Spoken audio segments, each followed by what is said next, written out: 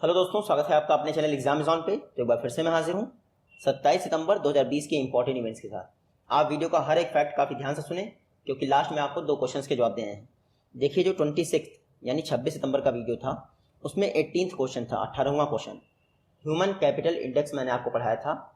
1-2 बार मैंने by mistake बोल दिया था कि इंडिया की रैंक है 160th, लेकिन ऑप्शन में 116th लिखा था, यानी 116 लिखा था। तो प्लीज़ आप वही रखिएगा 116th।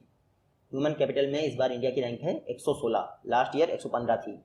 मैंने कमेंट बॉक्स में पिन भी कर दिया था और आप आज वापस रिवाइज कर रहा हूँ, तो आई होप कि आप मिस्टेक नहीं करेंगे। 116th रैंक है इंडिया की ह्यूमन कैपिटल इंडेक्स में। नेक्स्ट क्वेश्चन है AI रेस 2020 समिट।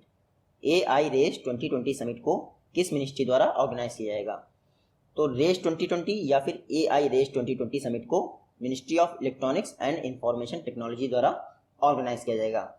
मिनिस्टर कौन है इसके? रविशंकर प्रसाद। जो मल्टी मिनिस्ट्री है, यानी ministry of electronics and information technology, वो नीति आयोग के साथ मिलकर 5 से लेकर 9 अक्टूबर के बीच में रेज 2020 समिट ऑर्गेनाइज करेगी। रेज का फुल फॉर्म क्या है? यहाँ देख लीजिए, responsible AI for social empowerment, यानी responsible artificial intelligence for social empowerment. तो ऐसे आर्टिफिशियल इंटेलिजेंस का निर्माण करना जो सोशल एम्पावरमेंट में हेल्प करे। इस पर डिस्कशन करने के लिए race 2020 summit ministry of electronics and information technology द्वारा नीति आयोग के साथ मिलकर ऑर्गेनाइज की जाएगी 5 से लेकर 9 अक्टूबर के बीच में। क्योंकि नीति आयोग के साथ मिलकर ऑर्गेनाइज की जाएगी, तो बात कर लेते हैं नीति आयोग की। 1 जनवरी 2015 में स्थापना हुई थी। योजना आयोग को इसने रिप्लेस किया था, आप याद रखिएगा। इसके चेयरपर्सन भी प्राइम मिनिस्टर होते हैं, जैसे योजना आयोग के थे। वाइस चेयरमैन कौन है इस समय? राजीव कुमार इसके वाइस चेयरपर्सन हैं। CEO कौन है इसमें? अमिताभ कांत हैं। तो आप इतना याद रखिएगा। नेक्स्ट क्वेश्चन है, लगातार 7वें वर्ष 7th कॉन्जिक्यूटिव ईयर, लगातार 7वें वर्ष इंडिया का मोस्ट वैल्यूएबल ब्रांड कौन रहा है? तो HDFC बैंक। HDFC बैंक लगातार 7वें वर्ष इंडिया का मोस्ट वैल्यूएबल ब्रांड रहा है। देखिए, WPP एंड कंतार करके एक फर्म है, जिसके द्वारा टॉप 75 ब्रांड्स की लिस्ट जारी की जाती है। टॉप 75 ब्रांड्स की रैंकिंग की जाती है इंडिया के। 2020 में फिर से HDFC जो है टॉप ब्रांड रहा है इंडिया का। देखिए, 2019 और 2020 में टॉप 4 ब्रांड्स में कोई अंतर ही नहीं आया है। फर्स्ट नंबर पे HDFC है, सेकंड पे LIC, थर्ड पे है TCS और फोर्थ पे है एयरटेल। तो टॉप 4 ब्रांड में कोई अंतर नहीं आया है 2019, 2020 के दौरान। इन्होंने अपनी रिपोर्ट में ये भी कहा है कि जो टॉप 75 ब्रांड्स हैं, उसमें 31% सिर्फ बैंकिंग सेक्टर के ब्रांड हैं। तो आप देखिए बैंकिंग सेक्टर कितना बेहतरीन है इंडिया का, लेकिन प्राइवेट खासकर। क्योंकि HDFC का नाम आया है, तो एक बार रिवाइज कर लेते हैं। जो इसके CEO आदित्य पुरी जी हैं, उनको यूरो मनी का लाइफ टाइम अचीवमेंट अवार्ड मिला है। तो आप याद रखिएगा। नेक्स्ट क्वेश्चन है, किस बैंक का मर्जर क्लिक्स ग्रुप में कर दिया गया है? तो लक्ष्मी विलास बैंक का मर्जर क्लिक्स ग्रुप में कर दिया गया है। रिसेंटली क्लिक्स ग्रुप द्वारा लक्ष्मी विलास बैंक के मेजॉरिटी शेयर जो है एक्वायर कर लिए गए हैं, खरीद लिए गए हैं। तो जो मेजॉरिटी स्टेक होल्डिंग होगी, यानी एडमिनिस्ट्रेशन की पावर होगी, वो क्लिक्स ग्रुप के पास होगी। लक्ष्मी विलास बैंक आप सभी को पता है क्राइसिस में चल रहा था, तो इसको तो बिकना ही था। लक्ष्मी विलास बैंक की बात करें, 1926 में इसकी स्थापना हुई थी। इसका हेडक्वार्टर चेन्नई में है। MD एंड CEO कुछ दिन पहले ही अपॉइंट हुए थे, सुब्रमण्यम सुंदर। नेक्स्ट क्वेश्चन है, HDFC लाइफ ने कॉर्पोरेट एजेंसी अरेंजमेंट किस बैंक के साथ किया है? तो कॉर्पोरेट एजेंसी अरेंजमेंट में ये होता है कि आप मेरे प्रोडक्ट को देखें, मैं आपके प्रोडक्ट को भी देखूंगा। तो रिसेंटली HDFC लाइफ ने यस बैंक के साथ कॉर्पोरेट एजेंसी अरेंजमेंट साइन किया है। इसमें क्या होगा, जो HDFC लाइफ होगा वो अपने इंश्योरेंस प्रोडक्ट को सभी यस बैंक के कस्टमर्स को सेल करेगा। जैसे बैंक ऑफ बड़ौदा में आप खाता खुलवाने जाए तो कहते हैं 2000 तो आपका इंश्योरेंस का लगा है, मतलब जबरदस्ती आपको 2000 रुपये उनको पे करने ही है इंश्योरेंस के। तो उसी तरह का एक एग्रीमेंट किया है HDFC लाइफ ने यस बैंक के साथ, ताकि वो यस बैंक के कस्टमर्स को अपना इंश्योरेंस प्रोडक्ट बेच सके। यस बैंक बहुत चर्चा में है क्राइसिस के कारण, तो आप याद रखिएगा इसके फाउंडर थे राणा कपूर प्लस अशोक कपूर। राणा कपूर जो है बहुत पूछताछ हो रही है इनसे। वर्तमान में यस बैंक के MD एंड CEO कौन है? Prashant Kumar MD and CEO हैं। जबकि चेयरपर्सन कौन है? सुनील मेहता। यस बैंक 2004 में स्थापित हुई थी। इस समय क्राइसिस में चल रही है। नेक्स्ट क्वेश्चन है, ग्लोबल स्मार्ट सिटी इंडेक्स 2020 में किस सिटी द्वारा टॉप किया गया है? तो ग्लोबल स्मार्ट सिटी इंडेक्स को टॉप किया है सिंगापुर में। सिंगापुर फर्स्ट है आपकी, हेलसिंकी सेकंड है, और ज्यूरिख जो कि स्विट्जरलैंड में है, ये है आपकी third. Global smart city index. India की बात करें तो इंडिया से देख लीजिए, टॉप 100 में सिर्फ 4 हैं इंडिया की, वो भी रैंक आप देख लीजिए। हैदराबाद 85 है, न्यू दिल्ली आपकी 86 है, मुंबई जो है 93 है, और बेंगलुरु आपकी 95 है। हैदराबाद की रैंक जरूर याद रखिएगा, 85 है। देखिए इंडिया के सारे सिटीज़ का डिक्रीज हुआ है लास्ट ईयर से, यानी जो रैंकिंग है इंडिया के सिटीज़ की वो फिसल गई है। ग्लोबल स्मार्ट सिटी इंडेक्स को इसको जारी किसने किया है? IMD बिजनेस स्कूल, ये स्विट्जरलैंड में है, इसके द्वारा जारी किया गया है, और कई और सारी संस्थाएं हैं जिन्होंने इनकी हेल्प की है। टोटल 5 पैरामीटर्स पर 109 सिटीज़ की रैंकिंग की गई है, यहाँ पे रखिएगा। एग्जाम में आपसे ये पूछा कि लास्ट कौन आया है, तो लागोस लास्ट आया है ग्लोबल स्मार्ट सिटी रैंकिंग में। नेक्स्ट क्वेश्चन है, रिसेंटली पृथ्वी 2 जो कि एक बैलिस्टिक मिसाइल है, इसका सक्सेसफुली टेस्ट किया गया है Chandipur integrated testing range site से, यानी एकीकृत टेस्टिंग रेंज साइट जो चांदीपुर है, आपको बताना है वो किस स्टेट में स्थित है। तो चांदीपुर टेस्ट साइट है उड़ीसा में। देखिए उड़ीसा में 2 इंटीग्रेटेड टेस्टिंग रेंज साइट हैं, एक है बालासोर जहाँ से आपका 2 दिन पहले ही अभ्यास मिसाइल का टेस्ट हुआ था, और दूसरी है चांदीपुर जहाँ से पृथ्वी 2 मिसाइल का सक्सेसफुली टेस्ट हुआ है, आप याद रखिएगा। पृथ्वी 2 मिसाइल की बात करें तो 1983 में इंडिया में प्रोग्राम लॉन्च हुआ था, IGMDP यानी integrated guided missile development programme. उसी के तहत ये पृथ्वी 2 मिसाइल बनाई गई थी। आप यहाँ देखिए पृथ्वी 2 मिसाइल को 350 किलोमीटर तक हिट कर सकती है। साथ ही साथ याद रखिएगा 2003 में इसको बनाया गया था उस IGMDP प्रोग्राम के तहत, इतना याद रखिएगा। उड़ीसा से लॉन्च, ये है आपका उड़ीसा में ही बालासोर टेस्टिंग रेंज साइट भी है जहाँ से अभ्यास मिसाइल का टेस्ट किया गया। साथ ही साथ उड़ीसा गवर्नमेंट ने कुछ दिन पहले ही जो सैनिटेशन वर्कर हैं यानी सफाई कर्मचारी, उनके लिए गरिमा स्कीम लॉन्च की थी, आप याद रखिएगा। नेक्स्ट क्वेश्चन है, वर्ल्ड रिस्क इंडेक्स, इसको किसके द्वारा टॉप किया गया है? तो वर्ल्ड रिस्क इंडेक्स को टॉप किया गया है वनुआतु द्वारा, वनुआतु करके कंट्री है उसके द्वारा। सेकंड आया है आपका टोंगा, और वर्ल्ड रिस्क इंडेक्स में लास्ट कौन आया है? तो कतर आया है लास्ट। इंडिया की रैंक आप नोट कर लीजिएगा, इंडिया की रैंक है 89th, वर्ल्ड रिस्क इंडेक्स में इंडिया की रैंक है 89th। टोटल 181 कंट्रीज का एनालिसिस किया गया है वर्ल्ड रिस्क इंडेक्स में। देखिए क्लाइमेट रेजिलिएंट यानी कि क्लाइमेट चेंज के प्रति कौन सी कंट्री कितनी कैपेबल है, उसके आधार पर रैंकिंग की जाती है। इंडिया को पुअरली प्रिपेयर्ड रैंकिंग में रखा गया है। जो आपका वर्ल्ड रिस्क इंडेक्स है, इसको जो कंट्री टॉप करती है सबसे ज़्यादा क्लाइमेट से वो प्रभावित हो सकती है, और जो कंट्री लास्ट आती है वो सबसे कम जो है प्रभावित होगी क्लाइमेट से। तो जो टॉप किया है यानी वनुआतु, वो सबसे ज़्यादा इफेक्ट हो सकती है आपकी क्लाइमेट चेंज से, जबकि कतर सबसे कम आपकी इफेक्ट होगी क्लाइमेट चेंज से। तो आप इतना याद रखिएगा। ये वर्ल्ड रिस्क इंडेक्स है VRI, इसको यूनाइटेड नेशन यूनिवर्सिटी EHS यानी कि institute of environment and human science के द्वारा प्रिपेयर किया जाता है, जिसमें कई सारे और ऑर्गेनाइजेशन जो है सहयोग करते हैं। तो इंडिया की रैंक याद कर रखिएगा 89th है। नेक्स्ट क्वेश्चन है, पूसा डीकम्पोजर जिसको IARI ने डेवलप किया है, इसमें कितनी टैबलेट्स डेवलप की गई हैं? तो पूसा डीकम्पोजर 4 टैबलेट्स का एक ग्रुप है, 4 टैबलेट्स का एक ग्रुप है जो स्टेबल बर्निंग की प्रॉब्लम को सॉल्व करता है। रिसेंटली दिल्ली के CM अरविंद केजरीवाल जी ने ये पूसा डीकम्पोजर को लॉन्च किया है। आप इन टैबलेट्स को मिक्स करके छिड़काव कर दीजिए, जो स्टेबल होता है वो जल्दी से जल्दी डीकम्पोज हो जाएगा, आप याद रखिएगा। इसको डेवलप किया है IARI ने, इंडियन एग्रीकल्चर रिसर्च इंस्टीट्यूट। देखिए 1905 में इसकी स्थापना हुई थी, इसका हेडक्वार्टर है दिल्ली में।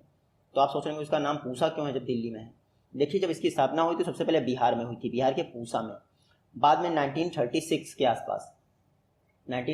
आसपास इसको दिल्ली ट्रांसफर कर दिया गया। तो अब ये दिल्ली में है, लेकिन नाम इसका आज भी पूसा इंस्टीट्यूट ही है। इसके डायरेक्टर कौन है? अशोक कुमार सिंह, और इसका मोटो याद रखिएगा, जीव जीवनम कृषि, जीवों का जीवन कृषि से है। नेक्स्ट क्वेश्चन है, युवा प्लेटफॉर्म किसके द्वारा लॉन्च किया गया है? तो युवा प्लेटफॉर्म को लॉन्च किया है मिनिस्ट्री ऑफ यूथ अफेयर्स ने।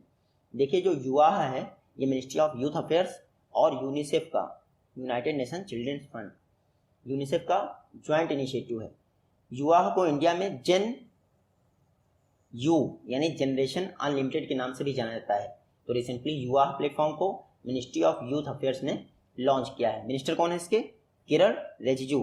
नेक्स्ट क्वेश्चन देखते हैं, ट्रैम लाइब्रेरी किस इंडियन सिटी में स्टार्ट की गई है?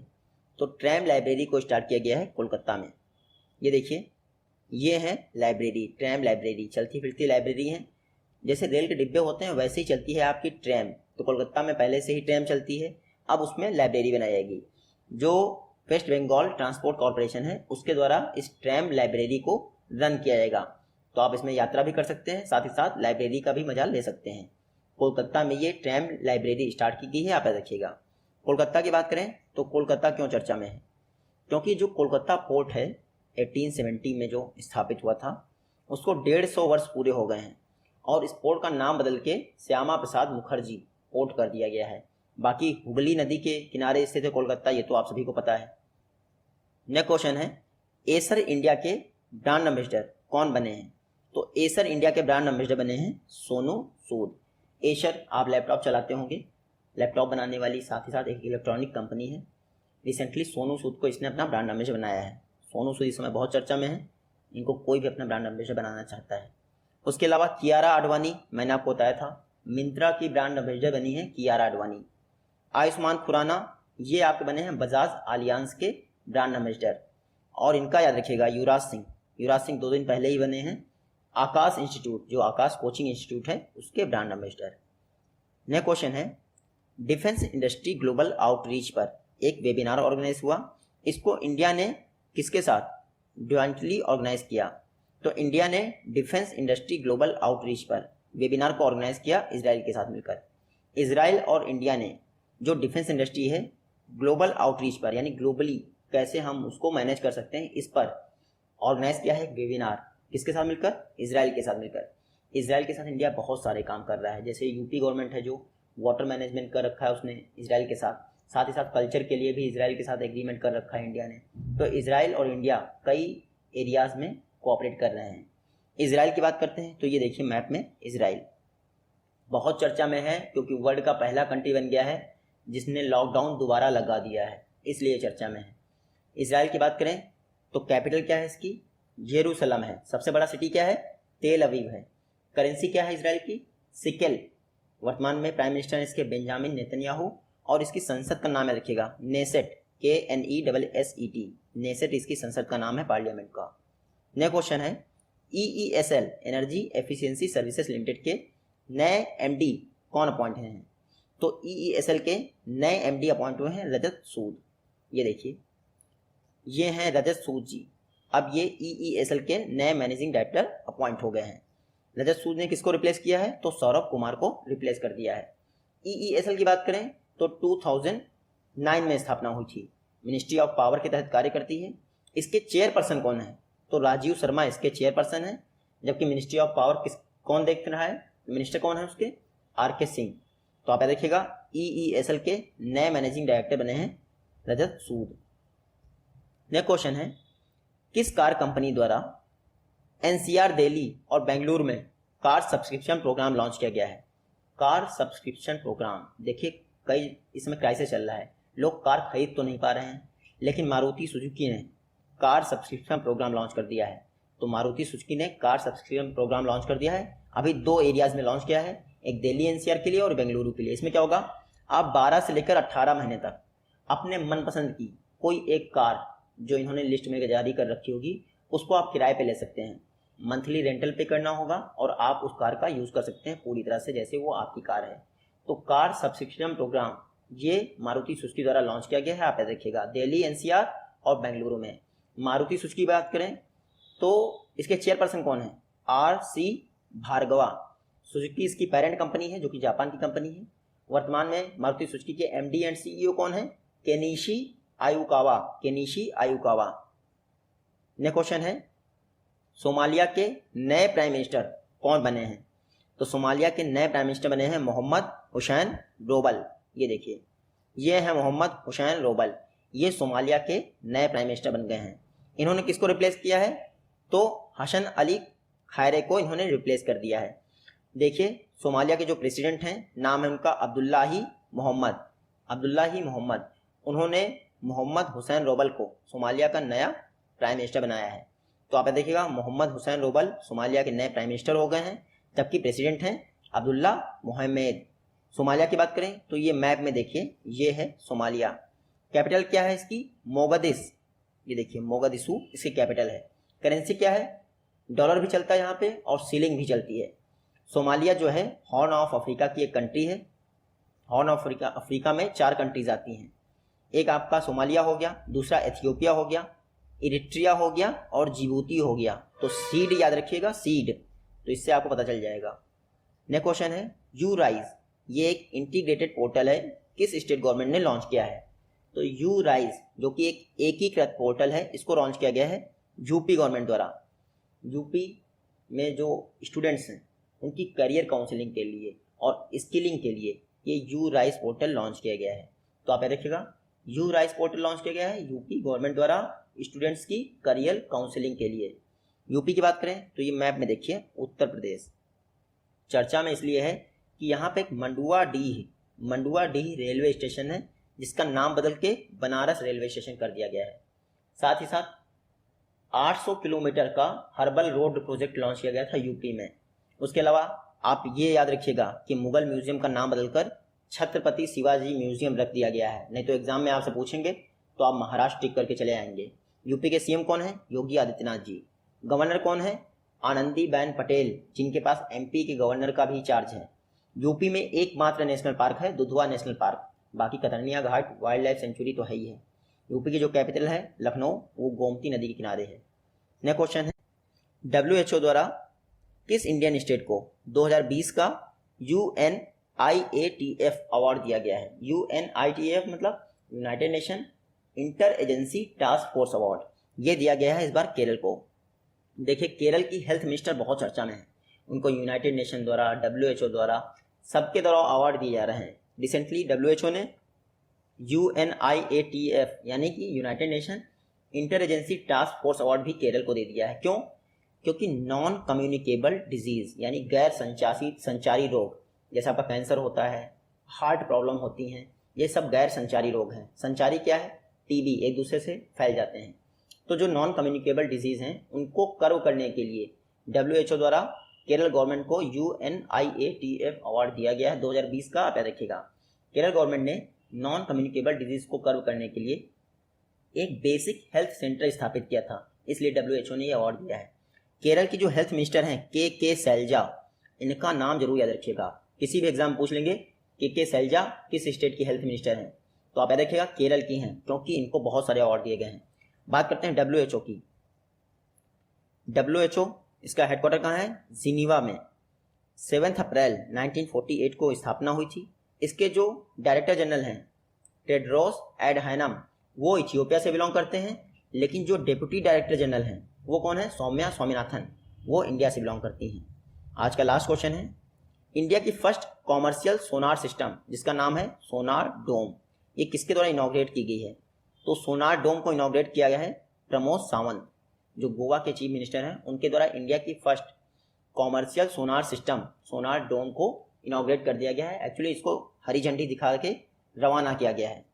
सोनार डोम जैसे इजराइल का एक मिसाइल डिफेंस सिस्टम है आयरन डोम, वैसे ही सोनार डोम क्या होता है? एक आपको कवच प्रोवाइड कर देता है। कवच से क्या होता है? आपको जो सबमरीन वगैरह है वो ट्रेस नहीं कर पाएंगी। रिसेंटली सोनार डोम को P15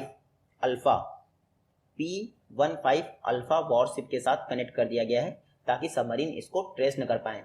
तो अभी सोनार डोम की चेकिंग की जा रही है। गोवा के सीएम प्रमोद सावंत ने इसको, जो गोवा का मंझगांव डॉकयार्ड से बिल्डर लिमिटेड है, वहां से रवाना किया है। तो आप देखिएगा सोनार डोम बाय प्रमोद सावंत इन मंझगांव डॉकयार्ड लिमिटेड। ये आज की वीडियो से क्वेश्चन है। आई होप कि आप इन दोनों का जवाब दे पाएंगे। जल्दी ही मिलते हैं आप अपनी नेक्स्ट वीडियो में, तब तक के लिए take care, goodbye and जय हिंद।